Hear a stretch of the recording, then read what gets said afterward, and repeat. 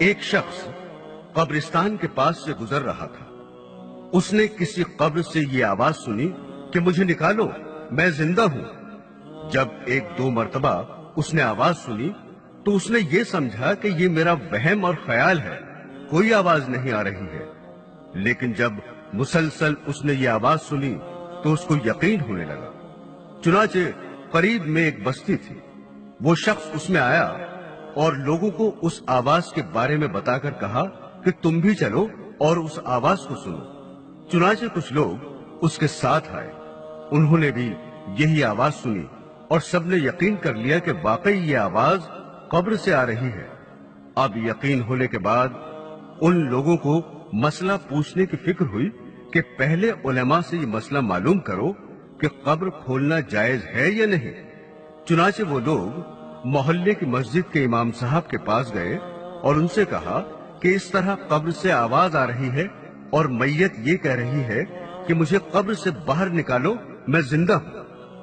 امام صاحب نے فرمایا اگر تمہیں اس کے زندہ ہونے کا یقین ہو گیا ہے تو قبر کو کھول لو اور اس کو باہر نکال لو. چنانچہ یہ لوگ ہمت کر کے قبرستان گئے اور جا کر قبر کھولی.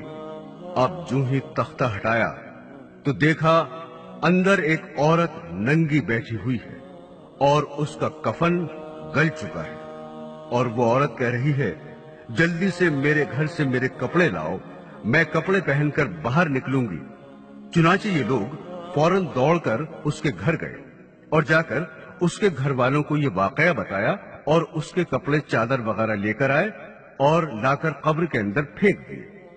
اس عورت نے ان کپڑوں کو پہنا اور چادر اپنے اوپر ڈالی اور پھر تیزی سے بجلی کی طرح اپنی قبر سے نکلی اور دوڑتی ہوئی اپنے گھر کی طرف بھاگی. گھر جا کر ایک کمرے میں چھپ کر اندر سے کنڈی لگا لی. اب جو لوگ قبرستان آئے تھے دوڑ کر اس کے گھر پہنچے. ان کو وہاں جا کر معلوم ہوا کہ اس نے اپنے کمرے کے اندر سے کنڈی لگا رکھی ہے. ان لوگوں نے دستک دی کہ کنڈی کھولو.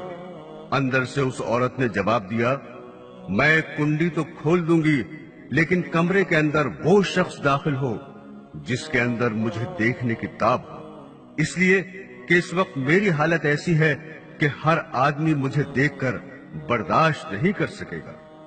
لہذا کوئی دل گردے والا شخص اندر آئے اور آ کر میری حالت دیکھے. اب سب لوگ اندر جانے سے ڈر رہے تھے مگر دو چار آدمی جو مضبوط دل والے تھے انہوں نے کہا کہ تم کنڈی کھولو، ہم اندر آئیں گے. چنانچہ اس نے کنڈی کھول دی اور لوگ اندر چلے گئے. اندر وہ عورت اپنے آپ کو چادر میں چھپائے بیٹھی ہوئی تھی. جب یہ لوگ اندر پہنچے تو اس عورت نے سب سے پہلے اپنا سر کھولا. ان لوگوں نے دیکھا کہ اس کے سر پر ایک بھی بال نہیں ہے، وہ بالکل خالی کھوپڑی ہے، نہ اس پر بال ہے نہ کھال ہے، صرف خالی ہڈی ہڈی ہے. لوگوں نے اس سے پوچھا تیرے بال کہاں گئے؟ اس عورت نے جواب دیا کہ جب میں زندہ تھی تو ننگے سر گھر سے باہر نکلا کرتی تھی، پھر مرنے کے بعد جب میں قبر میں لائی گئی تو فرشتوں نے میرا ایک ایک بال نوچا اور اس نوچنے کے نتیجے میں بال کے ساتھ کھال بھی نکل گئی. اب میرے سر پر نہ بال ہیں نہ کھال ہے. اس کے بعد اس عورت نے اپنا منہ کھولا. جب لوگوں نے اس کا منہ دیکھا تو اتنا خوفناک ہو چکا تھا کہ سوائے دانتوں کے کچھ نظر نہیں آیا.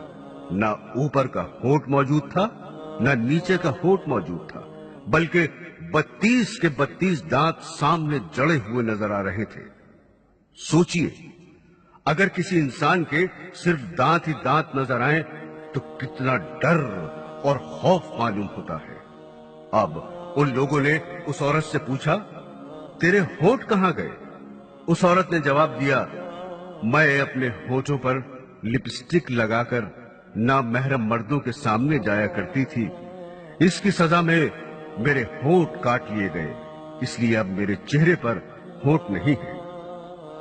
پھر اس عورت نے اپنے ہاتھ اور پیروں کی انگلیاں کھولی. لوگوں نے دیکھا کہ اس کے ہاتھ اور پیروں کی انگلیوں میں ایک بھی ناخن نہیں تھا، تمام انگلیوں کے ناخن غائب تھے. اس سے پوچھا تیری انگلیوں کے ناخن کہاں گئے؟